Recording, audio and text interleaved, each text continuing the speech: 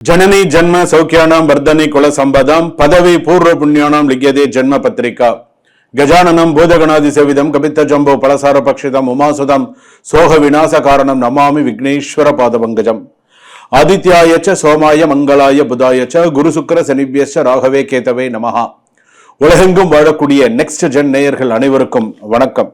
நான் மக்கள் ஜோதிடர் டாக்டர் ராஜ்குமார் சிவாச்சாரியார் பேசுகிறேன். எல்லாரும் எப்படி இருக்கீங்க? நலமா இருப்பீங்கன்னு நம்புறேன். இந்த வார ராசி பலன் நம்ம பார்க்க போறோம். மேஷ ராசியிலிருந்து மீன ராசி பரியந்தம் எப்படி இருக்கு. குருஜி எல்லாருமே கேட்கலாம், குருஜி இந்த மாதிரி வார ராசி பலன் நம்ம சொல்றோமே, இந்த வார ராசி பலன் அப்படின்னு சொல்லும் பொழுது நம்ம எதுக்காக இதை நம்ம தெரிஞ்சுக்கிறோம் அப்படிங்கிற ஒரு விஷயம் இருக்கு. அதாவது ஒரு மாதம் எல்லாம் 6 மாதம் எல்லாம் ஒரு வருஷம் எல்லாம் நம்ம சேர்த்து வைத்த சில நல்ல பேர் நல்ல விஷயங்கள் எல்லாம் சில நேரங்களில் நமக்கு நேரம் சரியில்லைன்னு அந்த வாரம் நமக்கு ஏதாவது ஒரு விஷயத்த நம்மளை கெடுத்து விட்டுரும், ஒரு கெட்ட பேர் நமக்கு உண்டு பண்ணிடும். அதனாலதான் இந்த வார ராசி பலன் அப்படிங்கறத நம்ம பார்க்கிறோம்.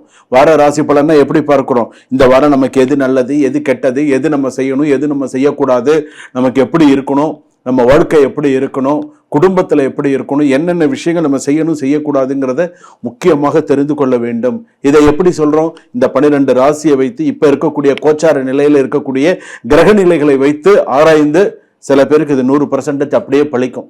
சாமி சொன்னது கரெக்டா இருக்கு, சாமி சொல்றது சில விஷயங்கள் சரியா இருக்கு, இதை நம்ம இனிமேல் இப்படி இதை மாத்திக்கணும் அப்படிங்கிறது சில பேருக்கு தெரிஞ்சிடும். ஸோ அதுக்காக தான் இதை பார்க்கிறது. குடும்பத்துல நமக்கு வேலை உயருமா, பண வசதி வருமா, வேலை உயருமா, குடும்பத்துல நன்னா இருக்குமா, மனக்கசப்புகள் நீங்குமா, பேசாதவர்கள் பேசுவார்களா, எப்படி இருக்கும், வியாபாரத்துல லாபம் இருக்குமா, யாரையும் நம்ம கூட்டு சேர்த்துக்கலாமா, என்ன செய்யலாம் அப்படிங்கிறதெல்லாம் நீங்க தெரிஞ்சுக்கலாம். அது மட்டும் இல்லாது ஒரு வாரத்தில் எடுக்கும் ஒரு தவறான முடிவு பல மாதங்களை உங்களுக்கு நிறைய பிரச்சனைகளை உண்டு செய்யும். அதனால நம்ம என்ன செய்யணும், எப்படி பண்ணணும், யாரை நம்பணும், யாரை நம்பக்கூடாது, என்ன செய்யணும் அப்படிங்கிறதுக்கு தான் இந்த வார ராசி பலன். வாங்க வீடியோக்குள்ள போலாம். கடைசி வரைக்கும் வீடியோ ஸ்கிப் பண்ணாம பாருங்க.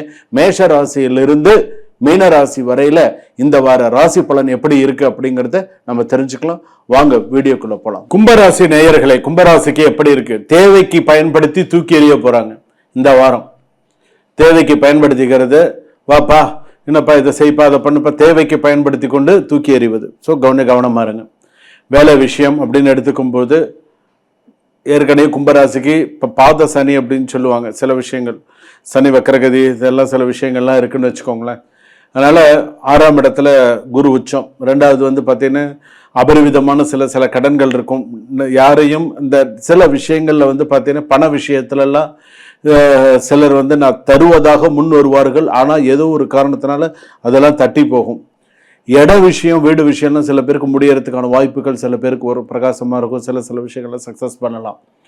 ஆனா ஒரு சில நேரத்துல நீங்களா இருந்தீங்கன்னா தான் நல்லது. நீங்களா இருந்து என்னென்ன செய்யணும், என்ன பண்ணணும் அப்படிங்கிறத கொஞ்சம் பார்த்து செய்ய வேண்டிய விஷயங்கள் நிறைய இருக்கு. குடும்பத்தில் பொறுப்புடன் செயல்பட வேண்டும். குடும்பத்துல அம்மா அப்பா மனைவி குழந்தைகள் கொஞ்சம் பொறுப்புடன் நீங்கள் செயல்பட வேண்டும். எனக்கு என்ன அப்படின்னு இருக்கக்கூடாது.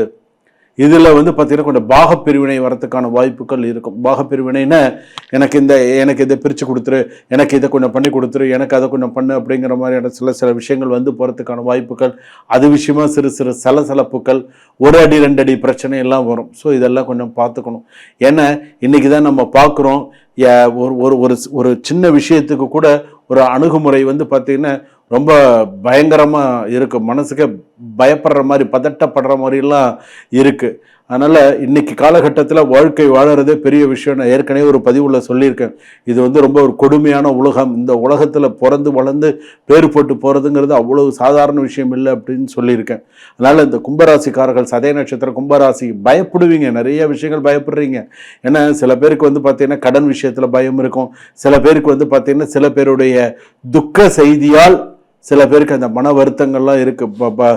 மரணத்தினாலாம் சில பேருக்கு ஒரு சில பயங்கள்லாம் வந்துருச்சு.